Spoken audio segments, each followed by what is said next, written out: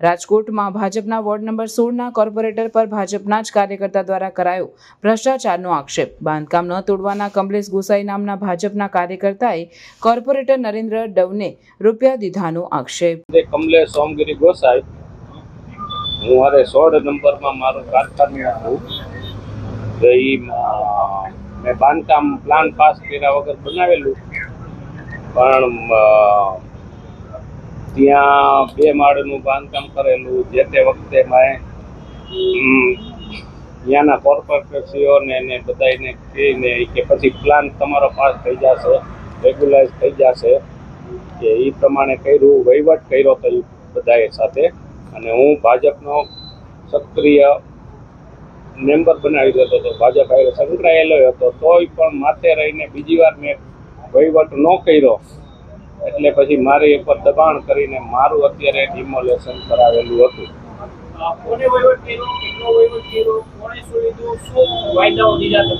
મને અમારા કોર્પોરેટરશ્રીઓ ને ટીપીના ચેરમેન હતા ભૂતકાળે, એની હારે વહીવટ કર્યો હતો, 3.5-4 લાખનો કર્યો હતો। અને મને કે બધું રેગ્યુલાઇઝ નહીં થઈ જાય તમારું। અને હમણાં જ્યારે ડિમોલેશન ને આગલે દિવસે સોમવારે મને કે મારે નૈનાબેન સાથે વાત થઈ ગઈ છે, પુષ્કરભાઈ આપણા સ્ટેન્ડિંગ કમિટીના ચેરમેન આવી વાત થઈ ગઈ છે કે તમારું કંઈ થશે નહીં, થઈ ગઈ એ વાત ને તમે મૂંઝાવમાં। બીજી વાર આપણે વહીવટ ન કર્યો એટલે આ બધું માથે રહીને થઈ ગયું। વહીવટ કોને કર્યો? કોને નામ આપશો? કોને વાયદો કર્યો હતો? કોને પૈસા લીધા? ક્યારે પૈસા લીધા? મને 2023માં આપણે બાંધકામ કર્યું હતું સાહેબ, ત્યારે બધો વહીવટ થયો હતો, નરેન્દ્રભાઈ ડવ હતા। એને ત્યારે બાંધી પછી કે બાંધી દો, કાંઈ વાંધો નહીં, કાંઈ કોઈ નહીં આવે હવે। પણ અત્યારે પાછું બધું પાછું બીજી વાર વહીવટ ન થયો એટલે આ બધું થઈ ગયું। મેં જ કર્યો હતો વહીવટ, એટલે એને મેં તો એ કે સાહેબને આપવાના, એટલે મેં કોર્પોરેટરશ્રીને જ આપ્યા હતા, નરેન્દ્રભાઈને જ આપ્યા હતા। 4 લાખ। નરેન્દ્રભાઈ ડવ 4 લાખ। અરે કોણ કોણ કોર્પોરેટર એમાં સમાવેશ? નહીં, અરે એ એક જ હતા, એ અમારા વોર્ડ એ કે ઉપર સાહેબને દેવાના, એ કવરમાં આપજો। ક્યાં સાહેબનું નામ દીધું? સાહેબનું નામ નતું આપ્યું।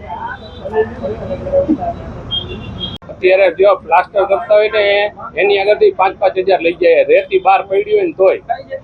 અને સૌથી વધુમાં વધુ એને ભ્રષ્ટાચાર 16 નંબરમાં જ કરે છે રાજકોટ આખાનો, ચાલુ જ છે। હે હા, તો પેલા વહીવટ 2 વર્ષ પહેલા થયેલો ને પાછો અત્યારે માથે બીજી વાર નોટિસો આવી, પછી બીજી વાર વહીવટ ન થયો એટલે અત્યારે પાછું થયું। અત્યારે કોર્પોરેટર અત્યારે ચાલુ જ છે, અત્યારે માગ્યા એટલે વહીવટ કઈ બોયલા નથી, એટલે એ કઈક કરાવી દઈશ। ના, મળ્યા જ નથી, એ હવે વહીવટ નવો જ કરવાનો કે ને। હે હા, પેલા આપણે વહીવટ કરેલો જ હતો એક વાર,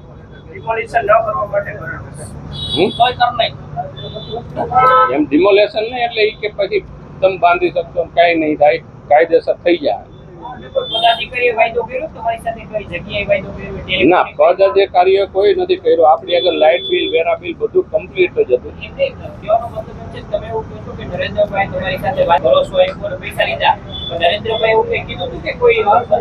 નામ નતું કીધું કે મોટા ઉપર સાહેબ ને દેવાનું, નામ પણ જોગ નતું કીધું।